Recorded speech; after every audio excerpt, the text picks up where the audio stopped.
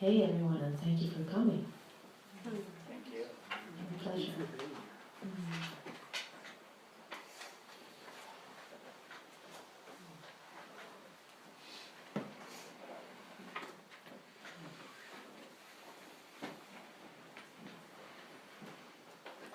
Wow, the space is filled up. Wow. That's great. I invite everyone to move to somewhere where we can have eye contact. If you can. If not, fuck it.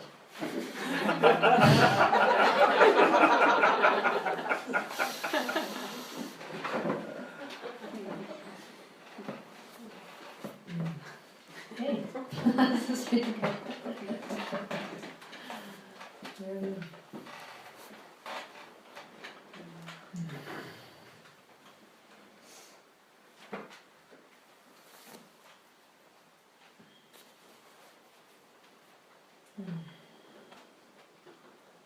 So, where were we? Intimacy. Intimacy.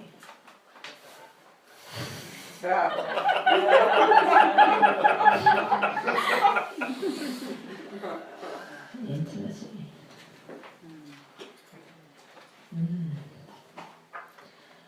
Who was it that asked that question? Thomas. Is he here? Oh, and then the question is gone, I guess. It's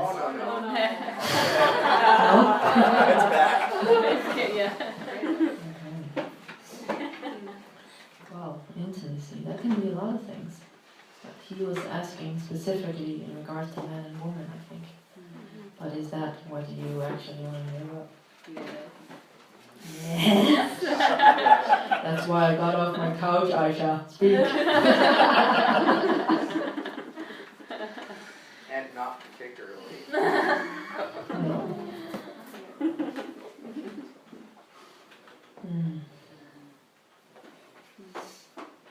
I can start out by saying that nothing is ever about intimacy with something else, someone else.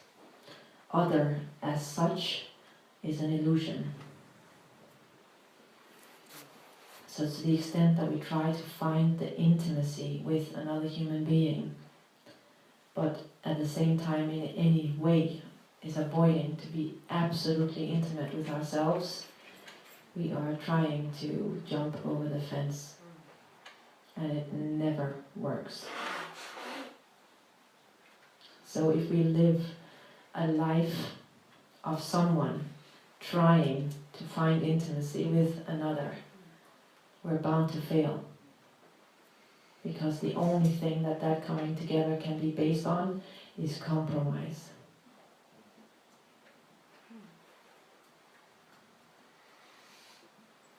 If we, however, get together from a point of knowing that the main priority of everything is the part of becoming true, then there is an entirely different base for a relation to flourish.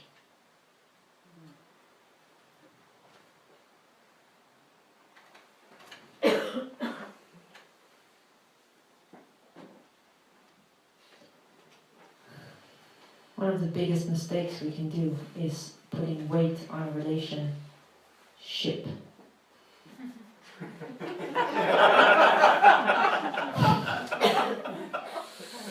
Nothing is ever about the relationship. Sink the ship. What we can do is let the ship go down like a Titanic and allow the pure relating to remain. This is where the real intimacy can be invited into the picture. In pure relating, we are holding the space between us as a sacred space.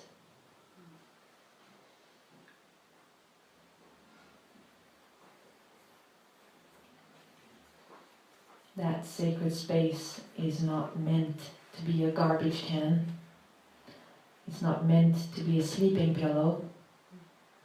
It's not meant to be where we play out our hopes and dreams. Intimacy succeeds when we allow ourselves to die enough in every moment so that life can be born anew constantly. This is where love happens between two beings, when the surrender is great enough for the space to be held in absolute responsibility, for us to be completely vulnerable within it.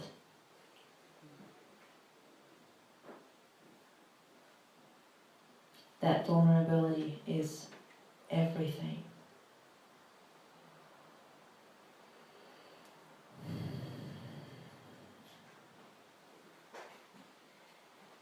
Because it actually opens up for us to not stand with the stubbornness or arrogance or pride which points towards who we are, but actually become a space where we can fall so completely apart as to show what we are.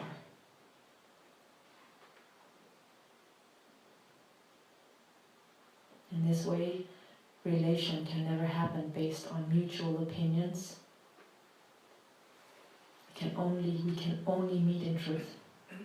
The only place we meet is beyond opinions.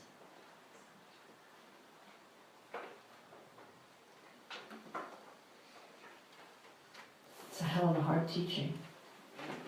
You know? Yeah. It took me 20 years to solve this whole man-woman business. But it's actually possible. And I can only say that when this falls into place, when the relationship falls into place, it happens because your relationship with yourself falls into place. Not just with your masculine, not just with your feminine, but that merging point, which allows you to neither reject the masculine side of you or the feminine. When you can be completely with the masculine essence and the feminine essence, something entirely different is taking place, and relating is lifted to a much higher ground, where the pure potential of relating actually can show itself. But it says itself that this cannot reveal itself until we are willing to take full responsibility for anything that runs the projections, the expectations, all of these things, which normally are what we run out the moment we come close with someone in a relationship.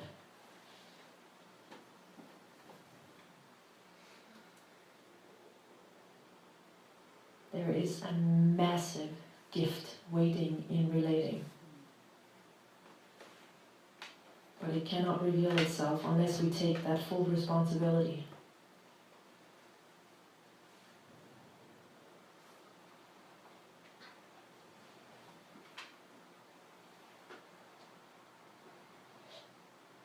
What often brings people together is the fact that one condition fits in with another. And that right there is an invitation. I mean, that's okay, we fit because, well, I am missing there and you're too much there, or something like that. So then we just fit like that. And it doesn't really matter what brings us together. What matters is what keeps us together. Is it truth, or is it a playoffs of hopes and dreams? If it's the latter, yeah, well, it says itself. Hoping and dreaming's got not much to do with reality. And this is where the whole willingness to manipulate and all of these expectations, all of this come in, because each one has his or her hope and dream. And then if we're trying to play them out together, it's just...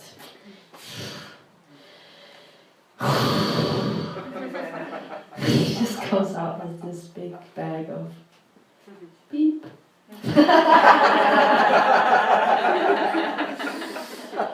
Yeah. what can be said about when we actually do come together in truth? Do you want me to continue? Yeah. Or do you want to just, want to make some questions and then I just shut up? Or? No? Yeah. Okay. Yeah, when we come together to actually embrace truth, there's a giant task in there.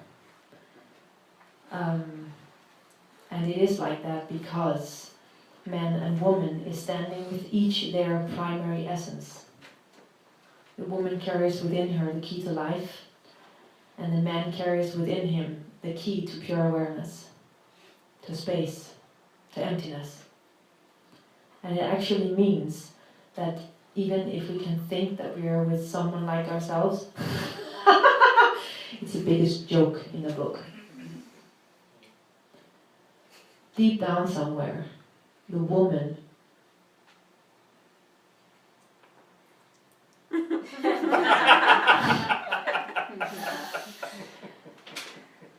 there's nothing she fears more than space. Deep down in the man, there's nothing he fears more than life. And it means that to that part of ourselves, which is the opposite essence, we as the outset, unless we've had very accurate and precise teachers from the beginning, as in parents, we are likely to carry a self-hatred towards that part of us, which is the opposite essence. And this, no matter how much we love him or her, it will always be like a hug and then this one underneath.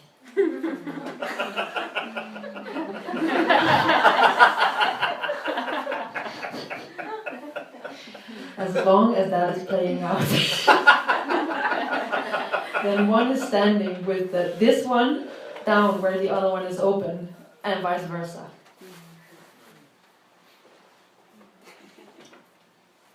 Yeah, we can laugh about it, but actually, in the relation itself, it's not that funny.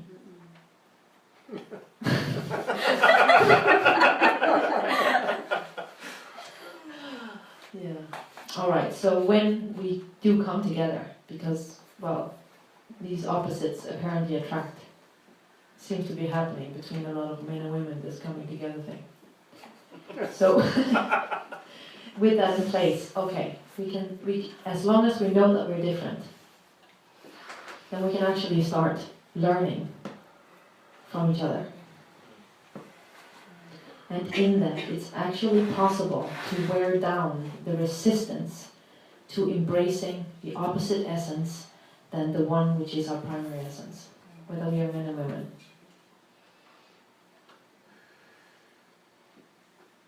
When we take that responsibility, then all of a sudden, that idea of having a relationship based on the hopes and dreams and that we're supposed to be smiling all the time, it falls away for a while. It has to. Will you say that again? Is that last? Never. I can never repeat myself because I have no clue what I'm saying.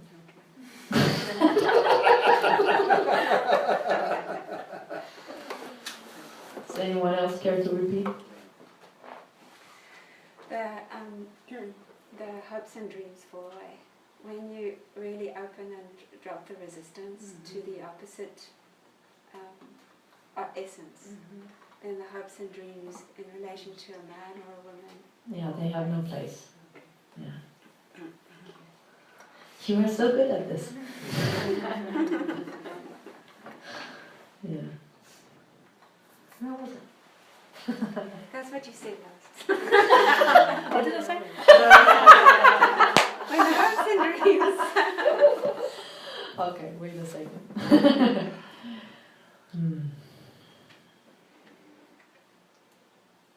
So quiet.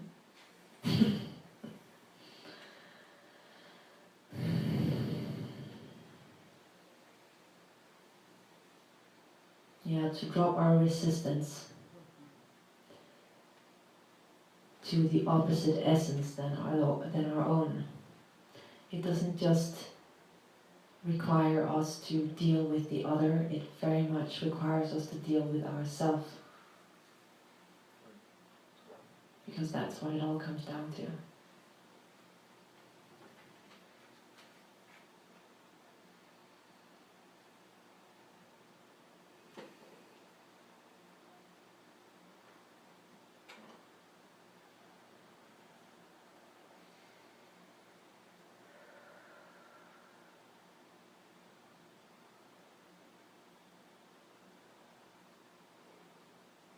The games that we are playing to avoid being with the opposite than our own primary essence.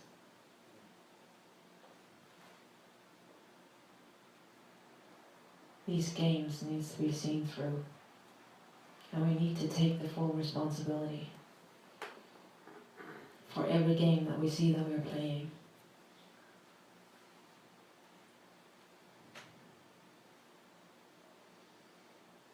We never ever enter a relationship to be two halves of a whole.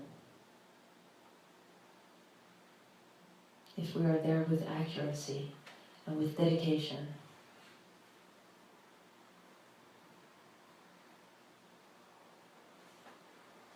both parties become more and more whole.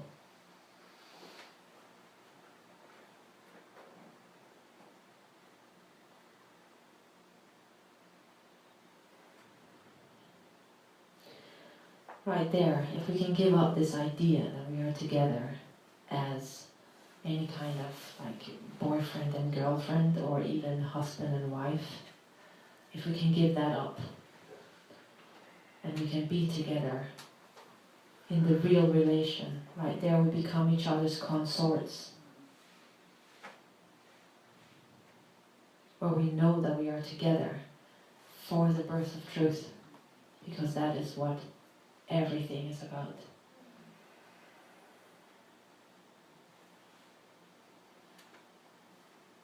When we can accept that part and even take the grief from the part of us which wants to live the dream. When we can deal with that grief of the someone dying without projecting it out on the other. When we can keep the space between us sacred. And all of a sudden, the relationship is no longer about emotional support. Emotionality is smoke from the ego. Pure feeling, entirely different. Pure feeling requires the absolute dedication to the rawness of being. And it's way down. It requires a sinking down into being, rather than this emotionality, the stories that happen on top. So if we can dissolve that story, something so massively beautiful can show itself that you have no idea. And not just within you, but between you. So all of a sudden we have to come to deal with that thing which wants to grasp love. It's so important. Because for every time we allow a deeper drop into life, something will like to rise with that. Again, as identification, as something owning, someone owning. The moment that our coming together, which is caused by pure beauty, pure openness, the moment that coming together has happened and something within that equation rises, it is our full responsibility to let go, retract, become quiet, and let whatever die was rising within that. It's never our mutual responsibility to wear the ego tired. In the willingness to embrace truth, we return to silence from a place of dedication.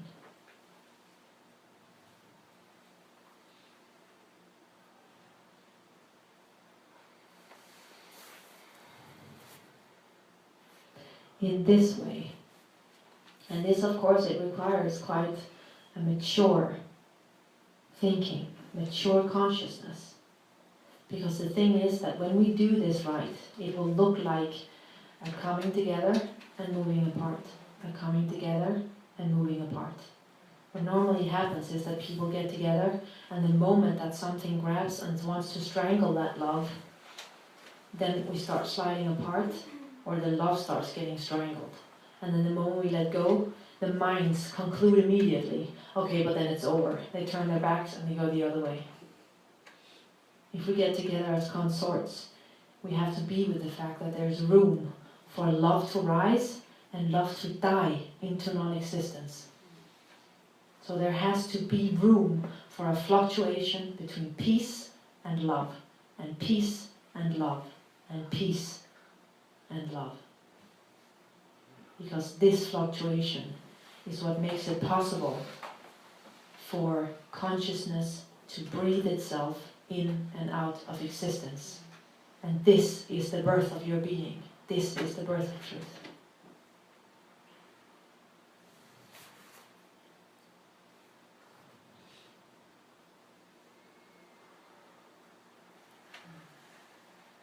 Yes?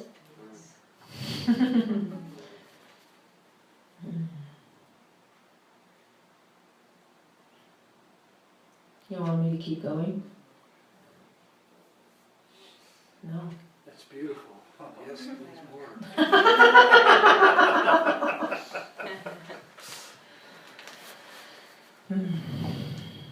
Let's see if there's anything else that wants to be said on this topic.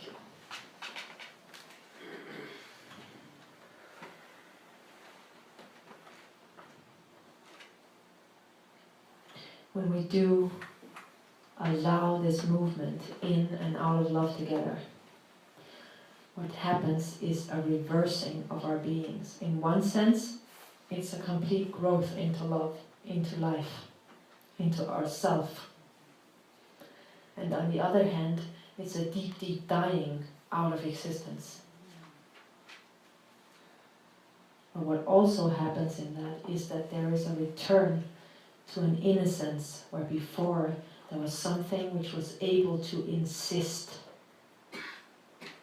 The return to the innocence itself is that which makes it possible for the love to actually become and flourish between two beings at some point without the grasping factor.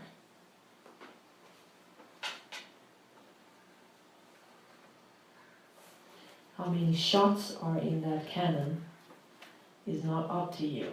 You're just going to have to deal with however it wants to play out with you.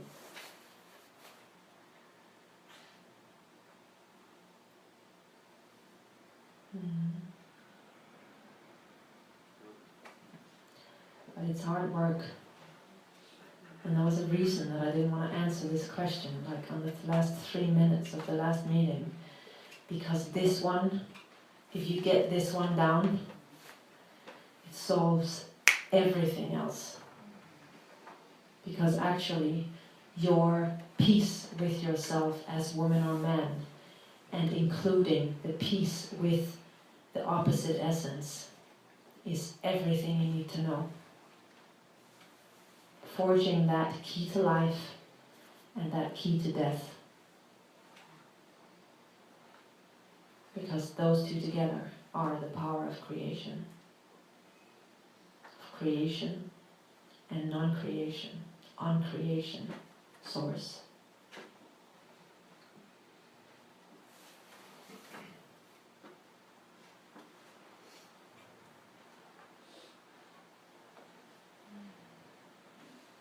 So how much beauty can you take without grasping it?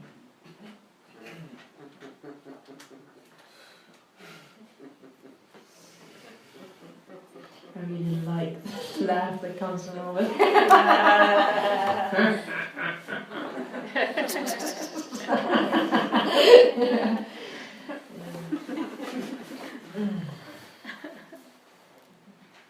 I ask a question? Yes.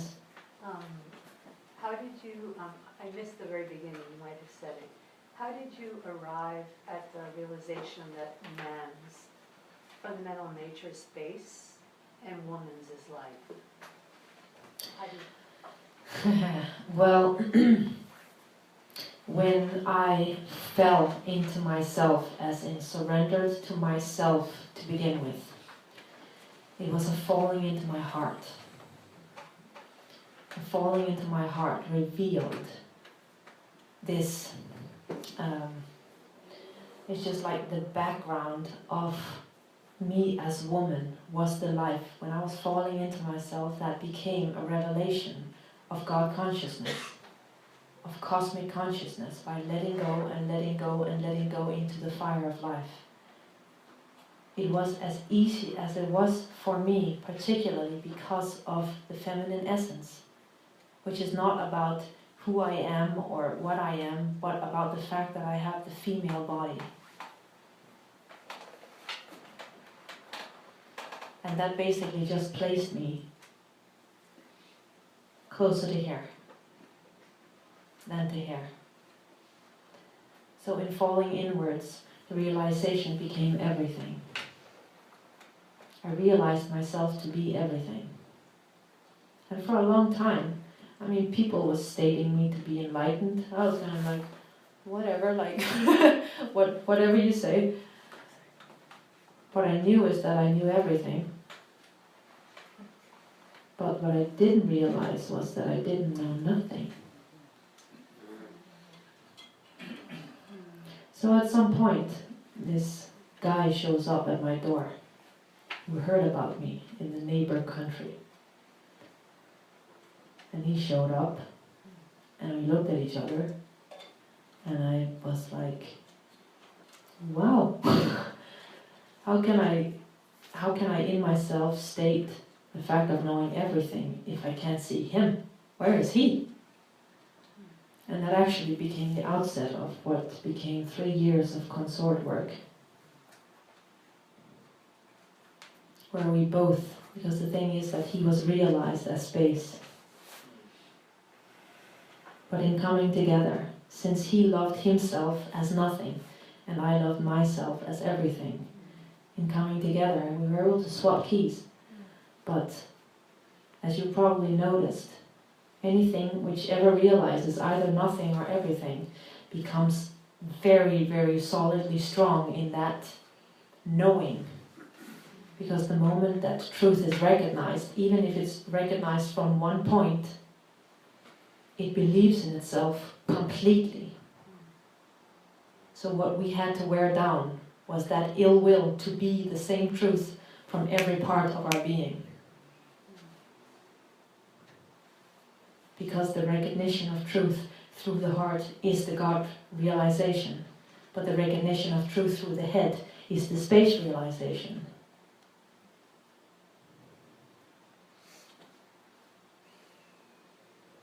Yeah. So it requires a lot of work of tearing my realization down to be able to flip my own self out of existence and implode that self into pure space, pure awareness. And I can tell you that the logic of these two realizations are very different. One is self-realization.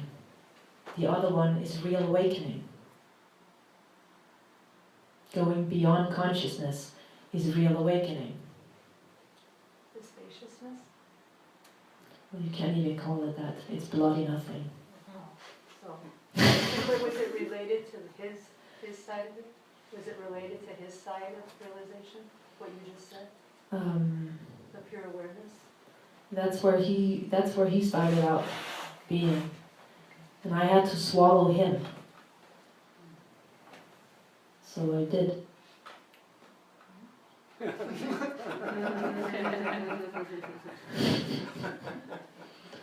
Yeah. But there was a lot of resistance in me. And the resistance was based on the fact of knowing myself as love. And the moment that I let go of love, then there was nothing left. The moment I let go of myself, which at that point was recognized to be everything, the cosmic consciousness. The moment I killed God, nothing was left. But that void in itself was the entry point to the recognition as pure awareness.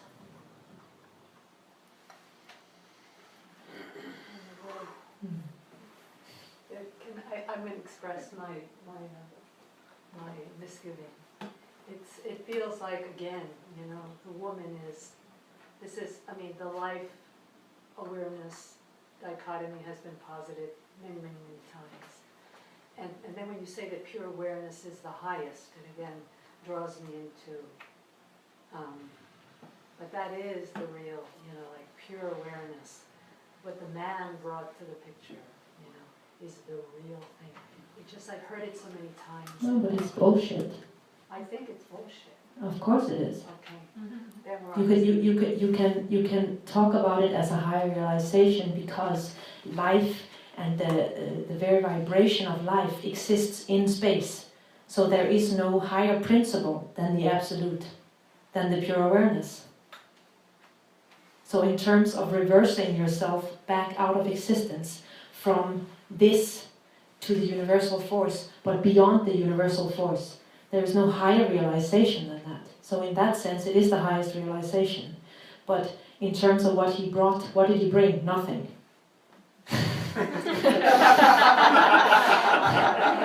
So in a way you could say that what he brought me was the option to die. That's a good option. Yeah. Yeah, definitely.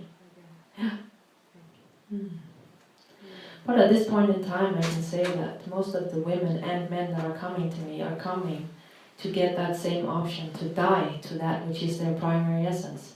Because he fell into his primary essence as well, but there's nothing more tricky for him than to enter into existence. So that key, that which is of real value is the link. It's not one or the other. Life is not worth more than the absolute or vice versa. If you surrender the human being, if you lie him down, there is no higher or lower, no, is there? No, I know that's the ultimate mystical principle that all the great mystics have proclaimed.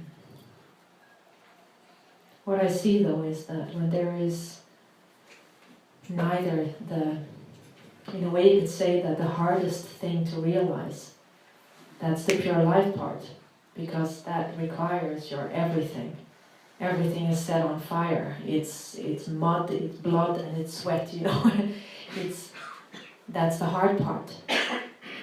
But then again, it's, the other thing is just the quick drop and a stop, and then the exploding into space.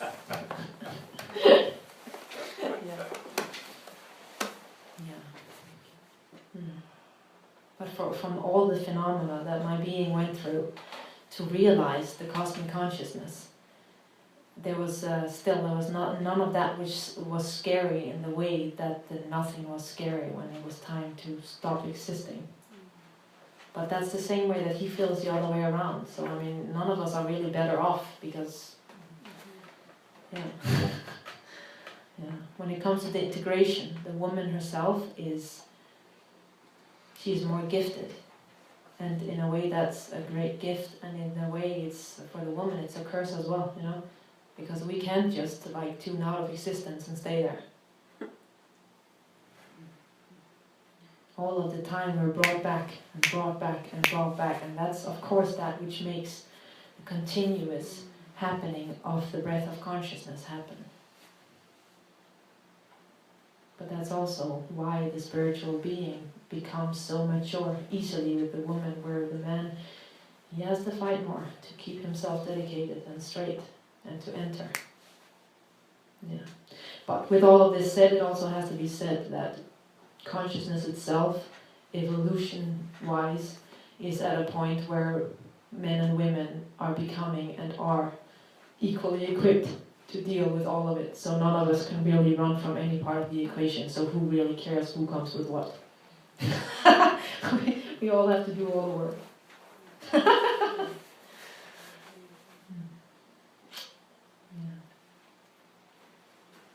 Yeah. Can you speak to what it looks like? Can you speak to what it looks like to be embracing the opposite essence?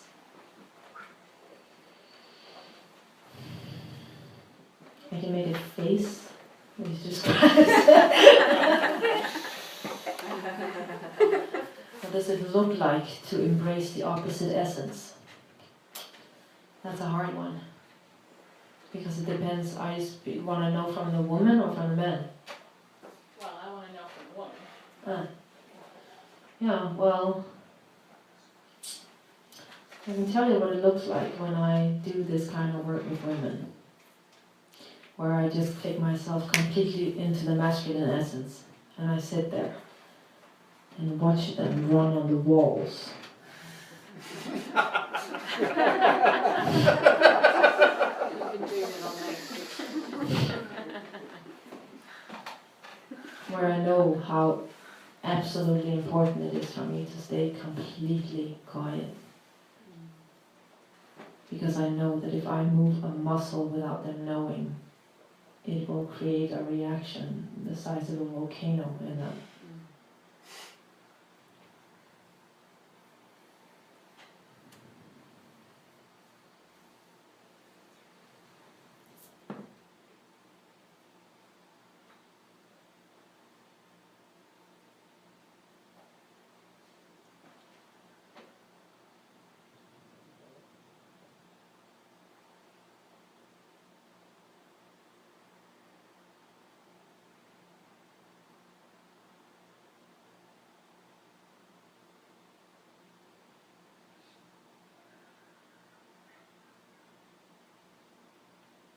Yes.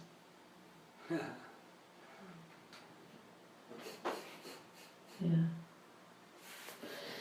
It's kind of like, you can say that the recognition of truth happens the moment that the love of truth becomes so total that that it's always further until there is no more further. Because that means that at some point that love, which is in our hearts, turns all of our life energy up towards that portal which is in the center of our heads, so that all life returns completely back to its source. In that very period of imploding ourselves into space, the only thing we get to see is the absolute bliss and thrill of the sun rising when there is when another shot happens in the cannon, and it lasts only as long as nothing, and then it's gone, and it's quiet again.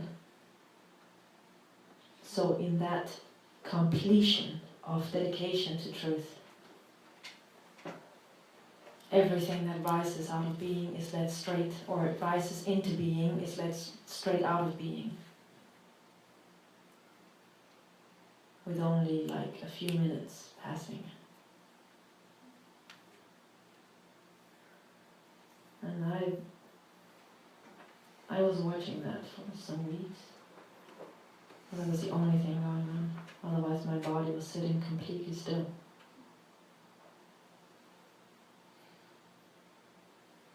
And I can literally say that the real awakening can't happen without everything stopping. We can have shifts of consciousness, we can have this and that and the other thing. We can even meet up with nothing, but at that point it will be experienced as nothingness. Nothingness and nothing is not the same. Because nothingness is the result of someone experiencing nothing.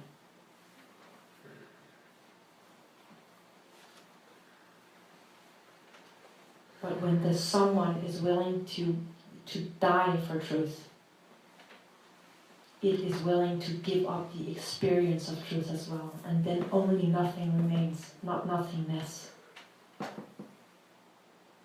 It's not even enough to touch up on nothing, to sit there and experience nothing.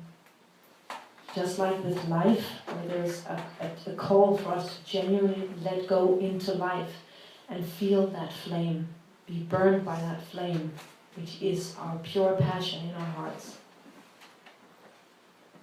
That merging that needs to happen there for a realization to be solid is exactly the same as the merging that needs to happen in our meeting with pure awareness. It means that to stabilize a realization as pure awareness, that falling into space is not a seeing space and then moving back to tell everyone you've seen truth, or even that you know truth. There is an ego to difference between seeing truth and being truth. If we truly merge, we become the space. Not just as a passing recognition, but as a solid expansion out of existence. Just as much as we could go into existence, flip ourselves out, implode into space, just as much out of existence. But phew, we have to change topic now. It's becoming more and more empty here. Are you here? Yeah.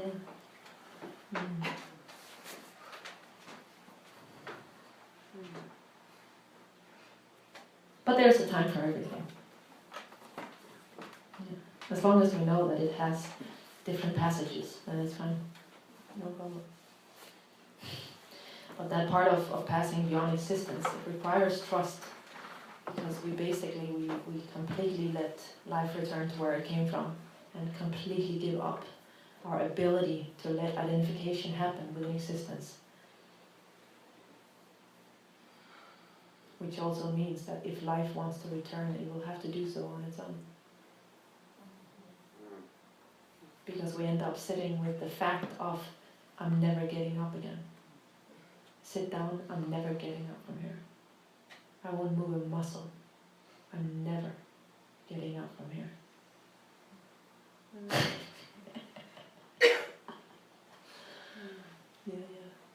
Yeah. With that radical dedication, you'll wake up.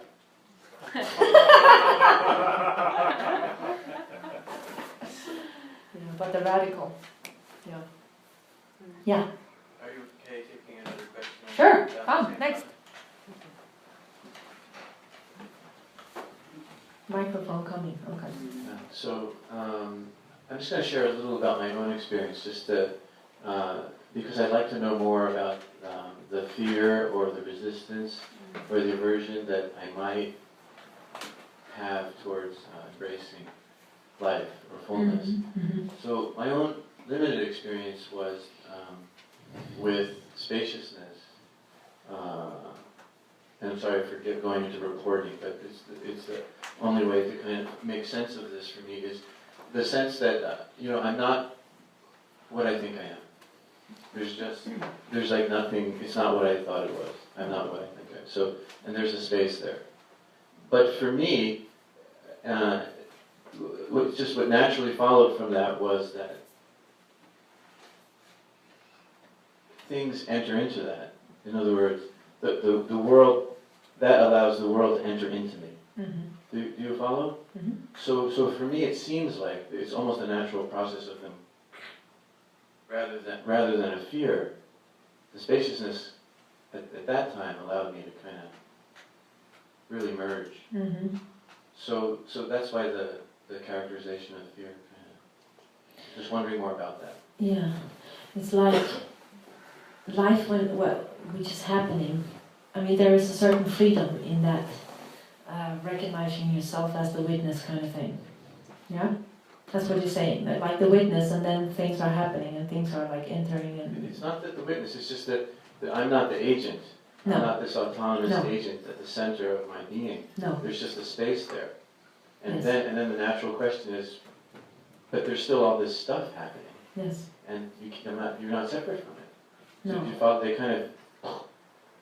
That's sort of. Yes. That was, Yeah. When it comes to the fear part, It's like the recognition of truth through your heart is calling for a recognition of life in its fuller intensity. And that requires a dropping into heart. So even if there's no agent, at the same time you cannot put yourself aside from the parts of you where there is an agent. Because those parts needs to be delivered in truth, in love. And it's like each of the dimensions wherethrough we have to realize truth, whether that be the head, the heart, or the gut. Each of these dimensions have a different logic. And the logic of the heart requires a full application of yourself. What happens in that full application of yourself as pure life, as love, is that the intensity of you grows and grows and grows. In this way you will come to see that life itself is actually taking you by the neck with a more and more powerful grip in a way. And what actually happens is that there is a delivery of your body, not just to seeing that, okay, but it has nothing to do with you, because that's basically the cutting of that ability to believe in this, which is to the point. The real challenge, however, is to let the fact of the paradoxical nature of not being able to believe in any of this, to let that coexist with, from the existential point of view, complete belief in yourself. In that way, where that complete belief in yourself is actually equal to a falling into love. This is the real challenge. Can you say what you mean by a complete belief in myself? Yeah, it's like from everything that wants to play itself out. When you talk about this, yeah, everything that wants to play itself out. Kind of like the full range of my feelings and intensity. Let me finish. Yeah. We have everything existentially that you know yourself to be. You know that you are none of it.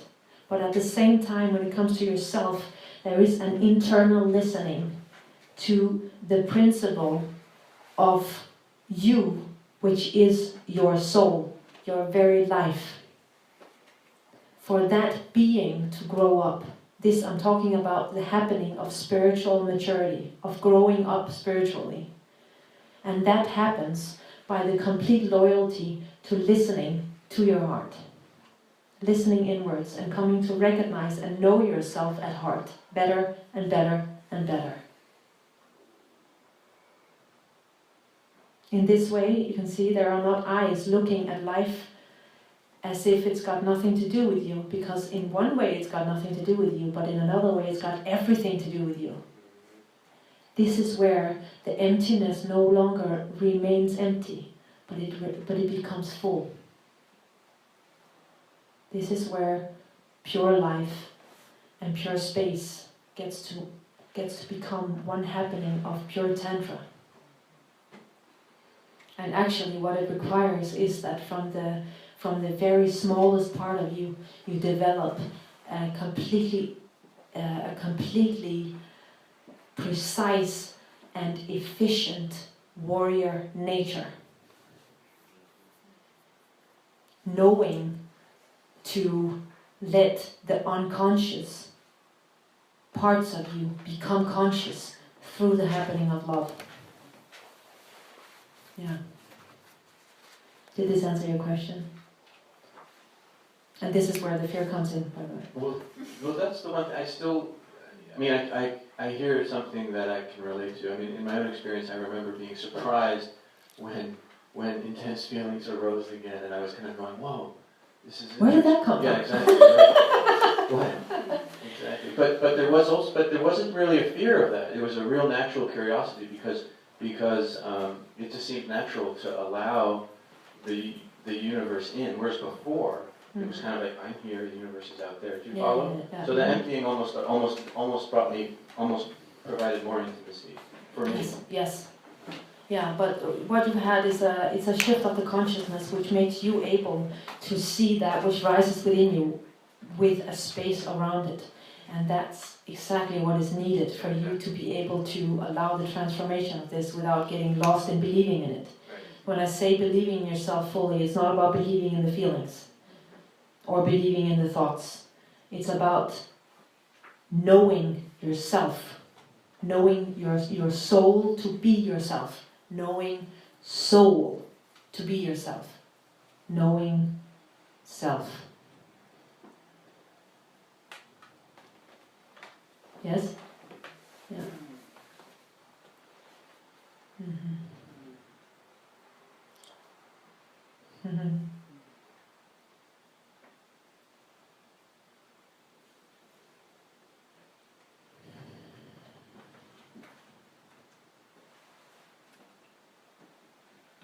To wake up the inner lion, the lion of truth, that which roars ignorance into the dust. Yes. It's just like building your sword. It's like the sword grows out of your hand. And when it's complete, you can put it by your side. Until then, it's like a part of your hand. Mm.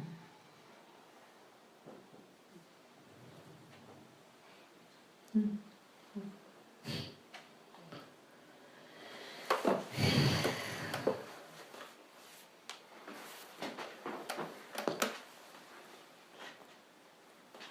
Can you say more about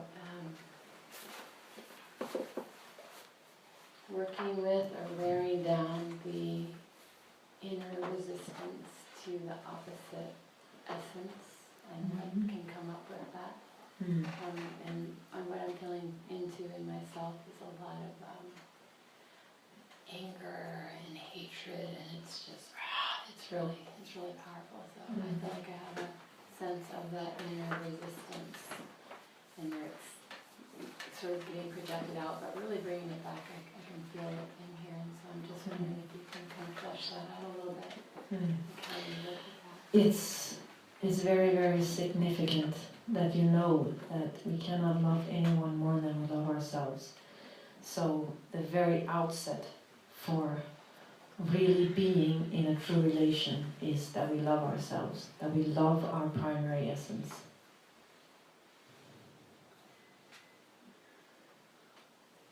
This is rarely the case when people enter a relationship nowadays.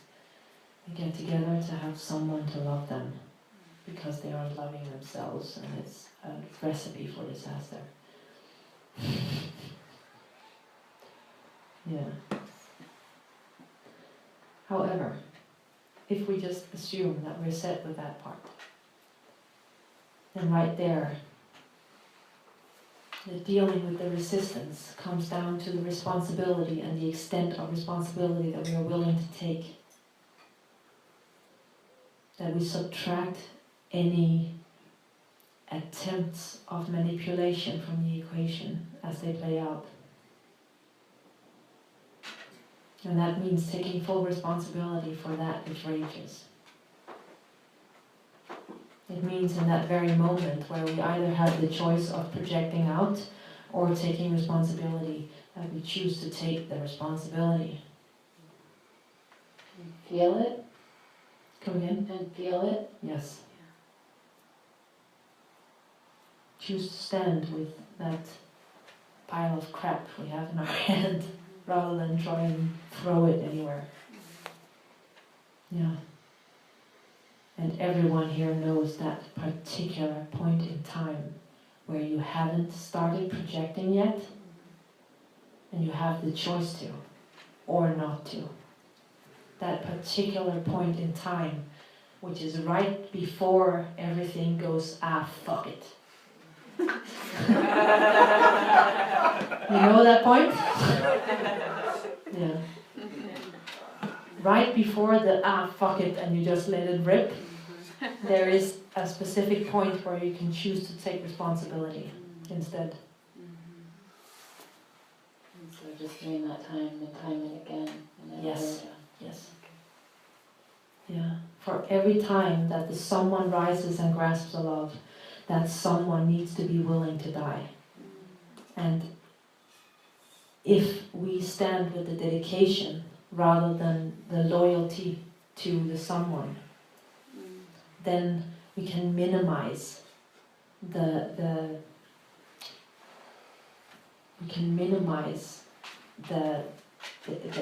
waste of power that goes into the someone raging about not getting what he or she wants. You can actually pull the power out of the unconscious that rises so that it can get a fairly smooth death.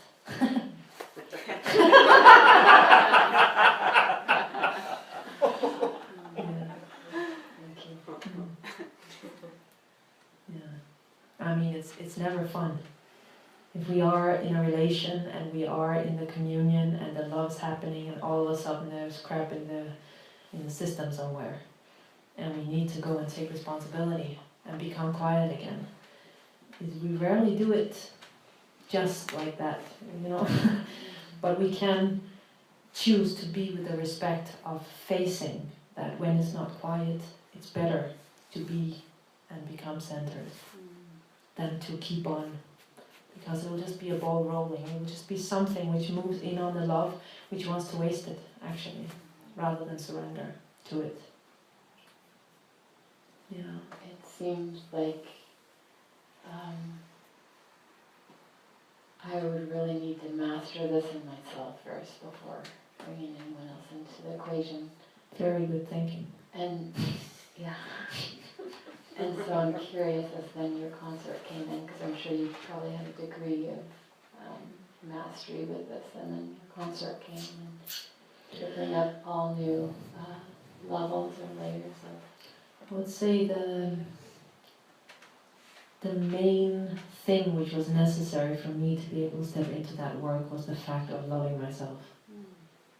That is simply the main tool, because if you love yourself, then there is not the potential for the someone who rises to start playing games from that point, because if you already have a basic knowledge of loving yourself, then you also know already that you don't really need the other. And it's unplugging the neediness from the equation completely, which is called for.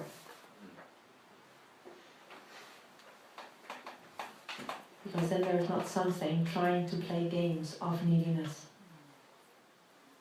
trying to get the other to, and so on and so forth, to cover over the fact of you not loving yourself. But if you take that responsibility of loving yourself, then actually, because when you say it like this, like it's something to learn first, and then you only say that the universe will send the right one to do that work with in when the time is right. Literally. As I said, you know, he showed up at my door when it was time. Yeah. Mm. Damn, girl.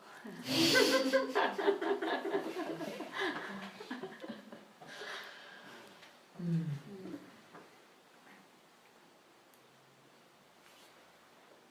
But challenges, yeah. Wow, like 4 people at the same time.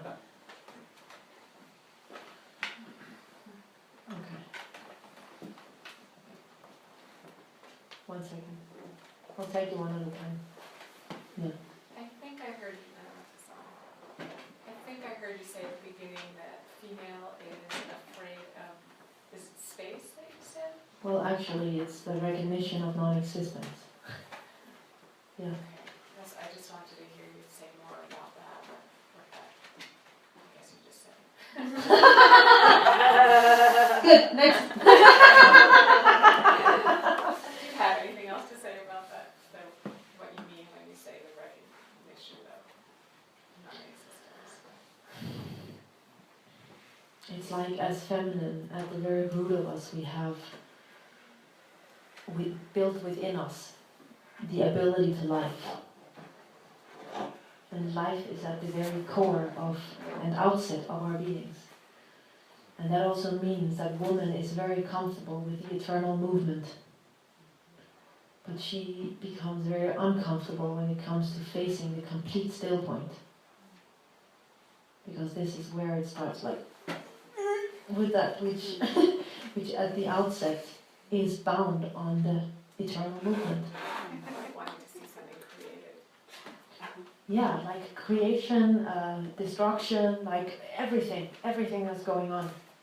You know, love happening, the very care for everything, like everything that determines feminine to be feminine, basically. Yeah. Yeah. The trick is really the bringing together of these two, because that is the happening of the pure Tantra. And this is where the real incarnation happens.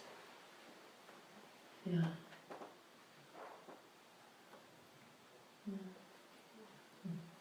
Okay. You can send it backwards. There was something there. Yes. You talked about needing to unplug from the neediness. Yes. And I'm assuming that means, because I know that the neediness is lurking in there. It's like intimacy, the neediness is going to be lurking there. Mm-hmm. So to unplug from it must mean kind of unplugging its relationship to the outside Yes. and loving it, and somehow the willingness to really be inside of it, to burn with it, so rather than trying to fill it. Because trying to fill it, that's where you keep losing your richness. But there's something about really needing to somehow go down the rabbit hole with it, with full willingness. Definitely. So the neediness is something to look forward to. Yes. The thing is that the neediness itself has a root of identification with the body.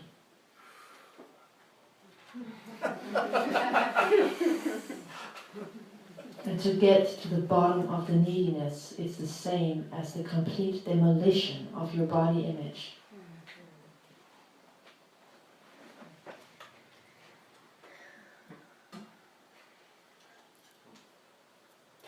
Yes? Yes. Don't know yet. Looking forward. Burn. Yeah. But the burning itself, that's the burning of the very ignorance which is lying on top, which makes you in any way apart from yourself as life itself. You understand? What you're burning up is the duality, the unhealthy duality of separating yourself by identification with form. So the moment that there's identification with this, then your true identity cannot show itself. When you love yourself, you are one with yourself. When you're one with yourself, you are revealed to be pure life. And pure life doesn't need anything. It is everything. I'm reflecting on intention as you say that, because I think presupposing that if I'm using spirituality or some kind of awareness practice to get something in duality, there's going to be consequences to that.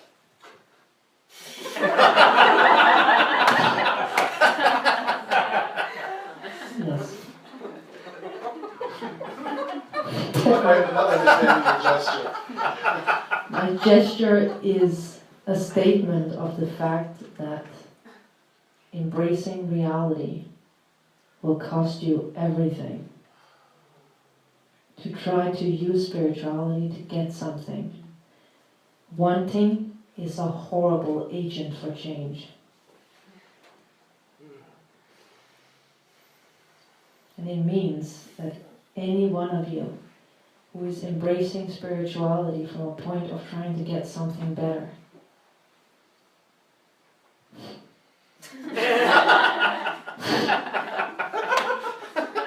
We're screwed. This is point we're talking about? No. Because I think as I'm sitting with you, it's like I'm looking into that domain of intention, which I'm also guessing that for most of us, we're using spirituality to get something in duality. Yeah, it's often those people that fall off during satsang.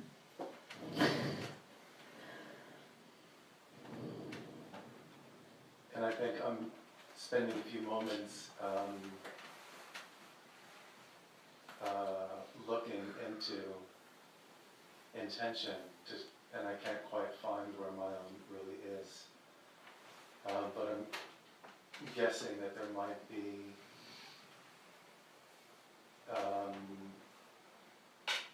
the awakening to the intention of maybe it's seeing the consequences, at some point of using these practices to get something in duality, to feel this or feel that, as opposed to somehow discovering the place where you just feel like, fuck it. I'm just gonna see what's here. There is nothing wrong with anything. Just so it's clear. When it comes to waking up though, there's that which works and there's that which doesn't. But there's also consequences to using these practices to get something in duality. Yes. The real call is for you to let go. The real call is for you to let go.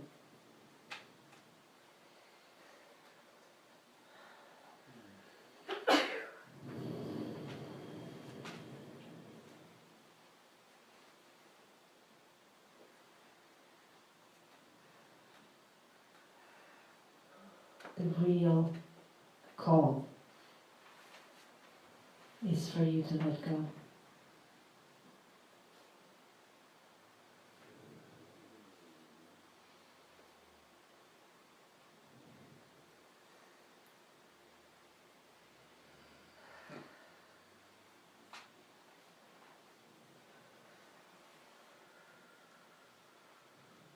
Intention is everything.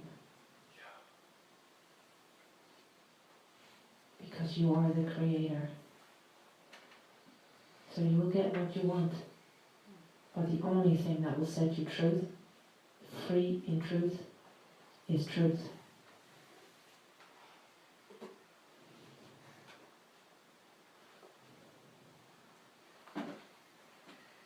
And that means giving up the preference for comfort or for love or for being happy or for this or for that or for the other thing. Because our idea of love must die. Then true love can happen.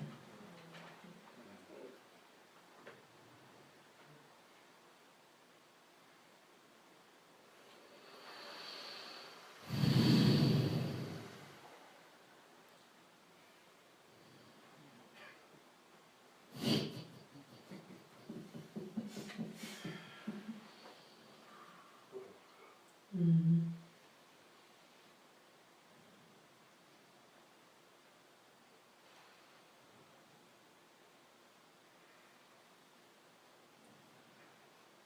It's like as I sit here, I keep, I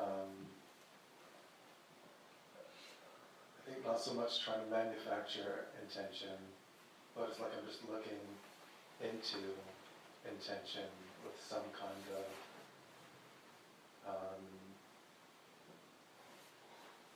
maybe insider into the cost of intention.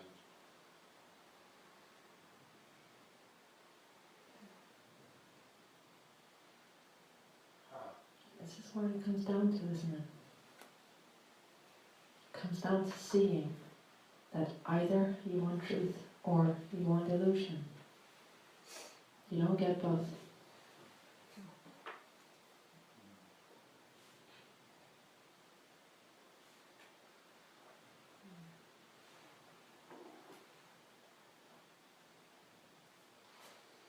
What you're tasting right now is the severity of actual surrender.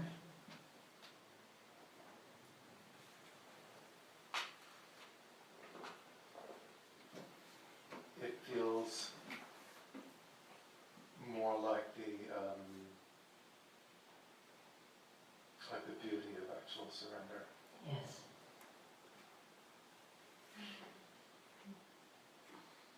It is.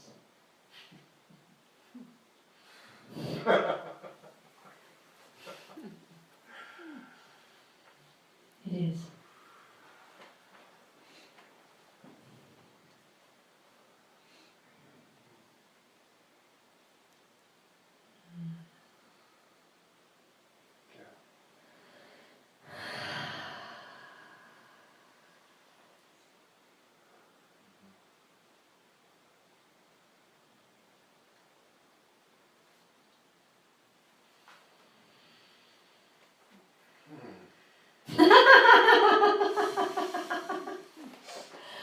This is so much fun.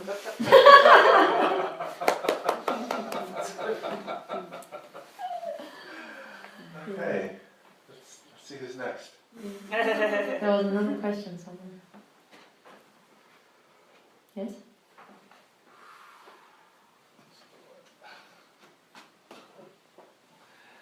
I think my question got blown up. I don't think I know what my question is anymore. It's very interesting to feel panic start to rise the last 5 minutes. So I ask you, please stop talking.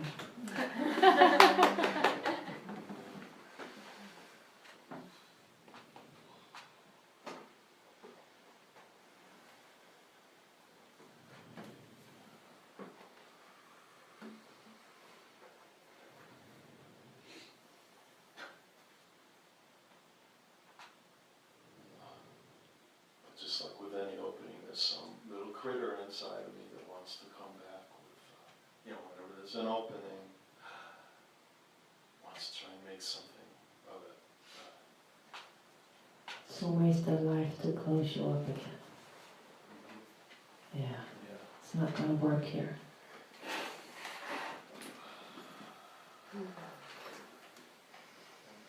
Eat the cookie.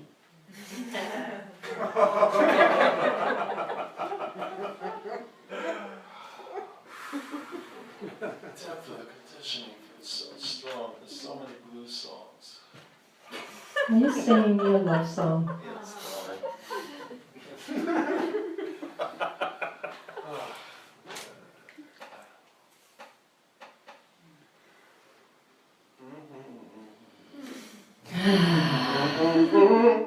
What? Yeah!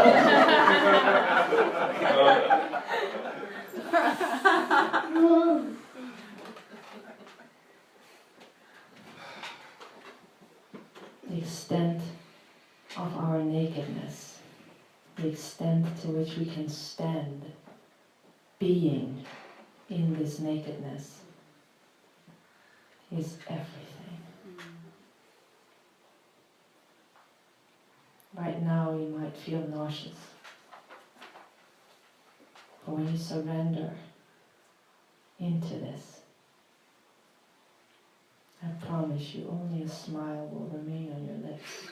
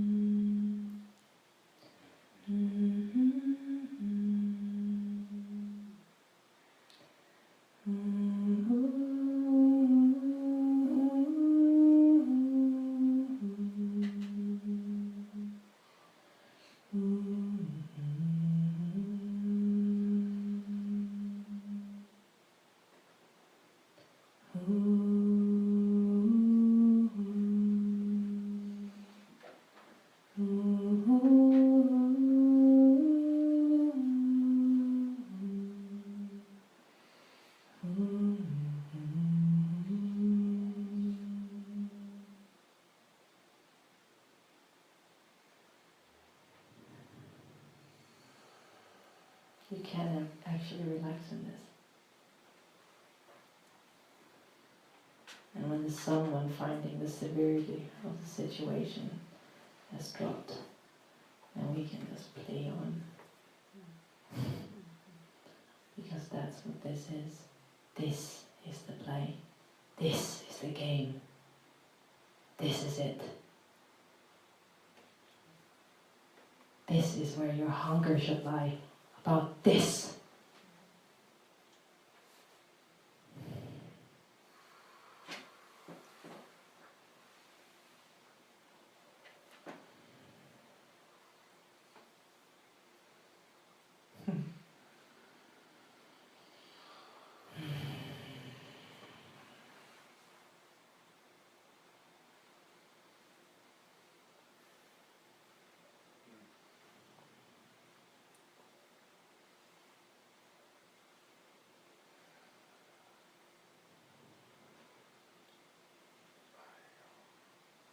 I sometimes talk a lot about wanting to drop the seriousness in play, but seriousness is in there trying to drop itself. It doesn't work like that. You get to the root of the someone. You don't try to changing the someone serious into someone not serious. The seriousness comes down to facing the someone with absolute seriousness, as in total dedication. But that total dedication is also what opens the door for the absolute playfulness. You know? Because in the very moment of dying, okay, that's not so much fun, but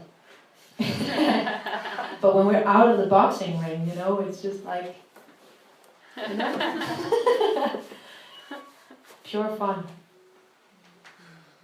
And actually, every time we enter the boxing ring and we're like standing there and the sweat is dripping from our faces and like we're in the fire and all this, the moment we're out, I don't know if you've noticed, but we are like really good at getting really cocky really fast. Bring it on!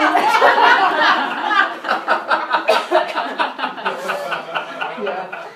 And we just get to say that, and then there's the next round. Oh!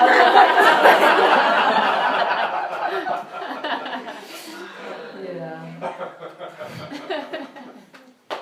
At some point, we won't get cocky. We'll stay quiet.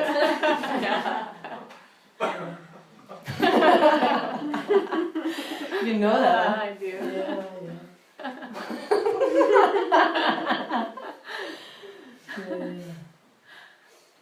But that's the part of the willingness to get horny about truth. You know? It's yeah. Yeah. Because literally we're involving all of our energy, all of our passion, like everything in that recognition. So it's really about allowing the full passion for truth. Like dedicating yourself fully. And just letting all of that which has nothing to do with anything just fall off. Because, well, it's not really serving anything. Other than the image of you. And that's, well, you don't need it.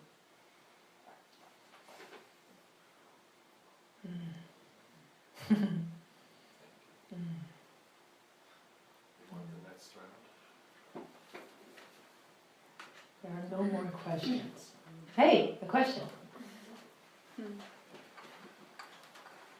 So you mentioned the awakening of the mind and the heart, Mm-hmm. and you touched briefly on The stomach. the gut and the stomach. Mhm. I was wondering if you could say more about that. Yeah, well, I can say that when the recognition as pure life has happened, the universal force, and the recognition as the total blackness, the void, has happened, when these two come together, it becomes the incarnation in the body space as black light. And that, in a way, is the incarnation as God. That is the God incarnation. And it actually becomes a total hollowing out downwards, which makes us completely swallow up and basically allow being to return down deeply into the core of the earth. So that we're actually looking out through the eyes from the core of the earth, but as the universal force. So right there, the darkness of the earth is lit up by pure light, basically. It also removes any trace of anything which can identify itself with the God consciousness, because it doesn't become a I am God as something identified. It's more like anything which is not recognized as that falls away, and that just reveals the true identity. So it's more like a revelation of the true identity than arriving at a I am God. You know, it's not like that. It's not a I statement, and yet it's exactly what it is at the same time. You know, because once there is a solidification as the God consciousness in that core, there is nowhere that knowing can move itself an inch.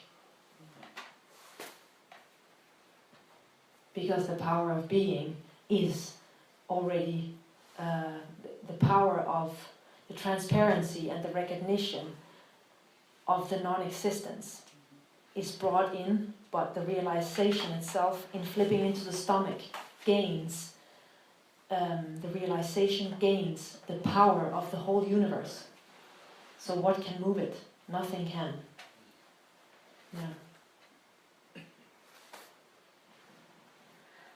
And well, that's a different set of challenges that comes with that. Just like having to acknowledge the fact of being the inexhaustible power. Pure power. Without grasping, without doing, without anything. And funnily enough, that which is required in the recognition of yourself as pure power is the absolute innocence. That is the touching point. All of that power straightly available, but you don't want anything. So what is it good for? Nothing. It's there, but it's not good for anything. Yeah. It just becomes a very, very, very solid realization. Like truth in form. The birth of truth in form. So this is where the true human appears. The true human is actually not human at all. The true human means a human body filled with truth, as in filled with nothing. Just pure consciousness.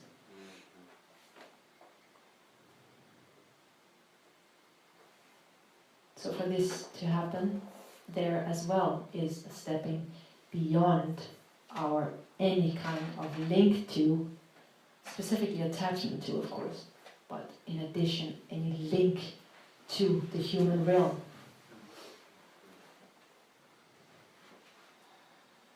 And you will no longer know yourself as a human being. But that's okay.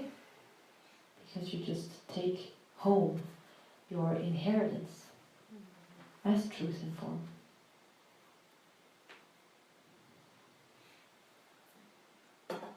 But as you can probably imagine, the mind is going through some massive shifts in this, with the recognition of going and completely first dissolving the body image, but then after that even regaining the body image, but just without, it's just like a painter stepping into his painting, you know? The creator arriving here. Yeah.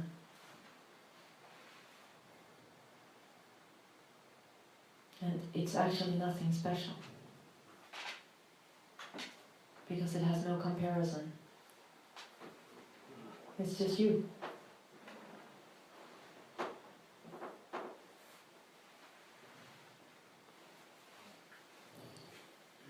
Funny, huh? Yeah.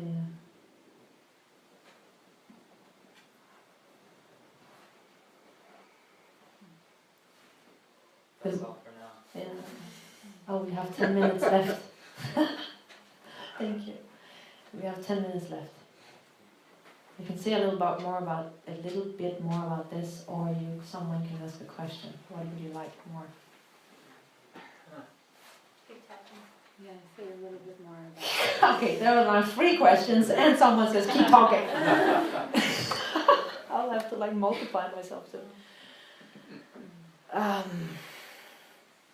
Okay, give me 2 minutes and then whomever really insists on asking this question can go. Can I say one thing? Yes? Just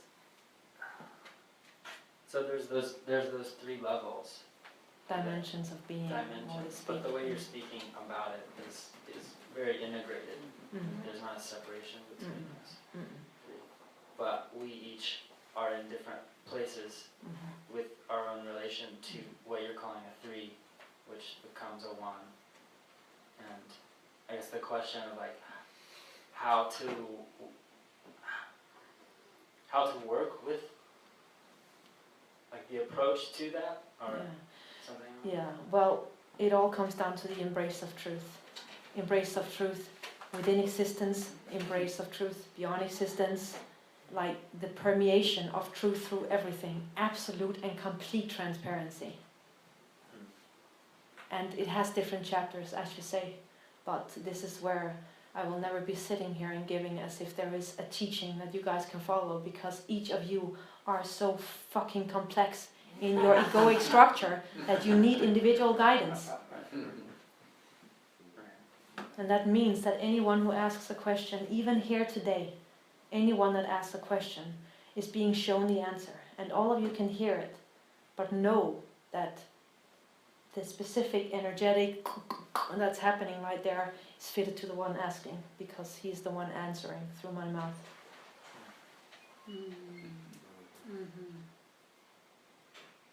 Yeah. Yeah. Was there anything more to say on that topic?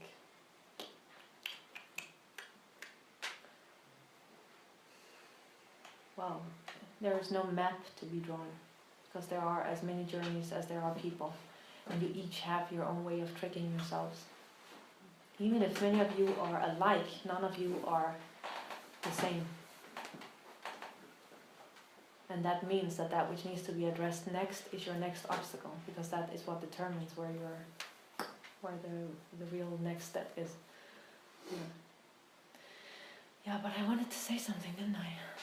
Was there anything? Just the thought just passed me of like, it's just a funny thing once this incarnation thing happens, that to actually relate with human beings without being one, that's so trippy. Okay, but anyway, now I have 5 minutes left. We can take maybe one more question, unless someone asks a question where I can see that will take a longer time to answer. And there were 3 questions here. And whatever you're sitting with a question, we're meeting again in 2 days. You can go home and digest. And you can show up again in 2 days in Berkeley. And we can keep on moving. Yes. Yeah, but you can ask a question if you want to. Can you send the microphone over to him?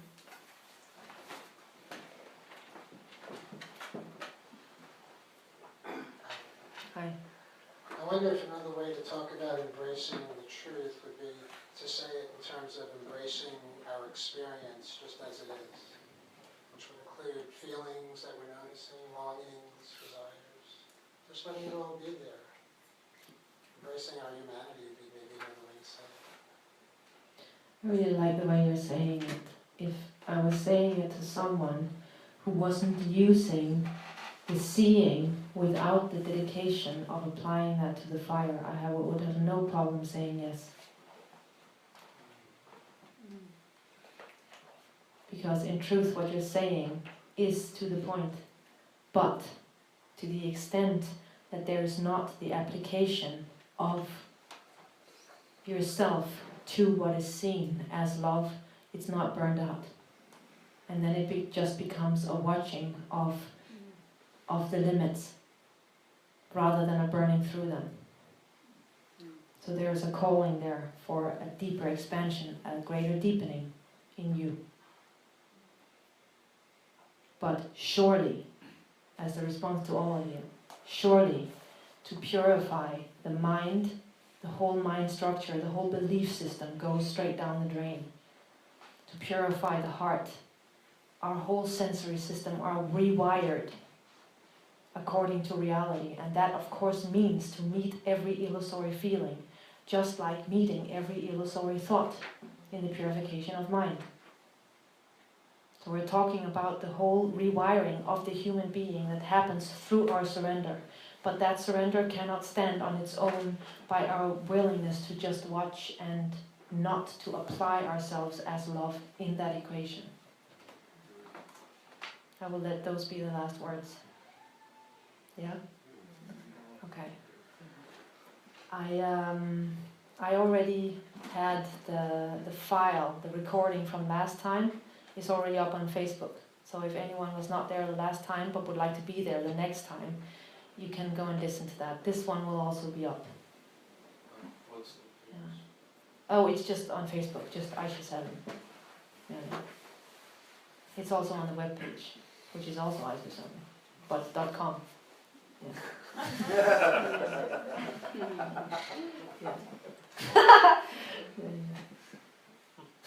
Know the name of the game. For everyone being here. For everyone being here today, I just want to say thank you. Thank you so much for showing up and for participating in this hoot. It's been a lot of fun. Thank you. Thank you. Thank you.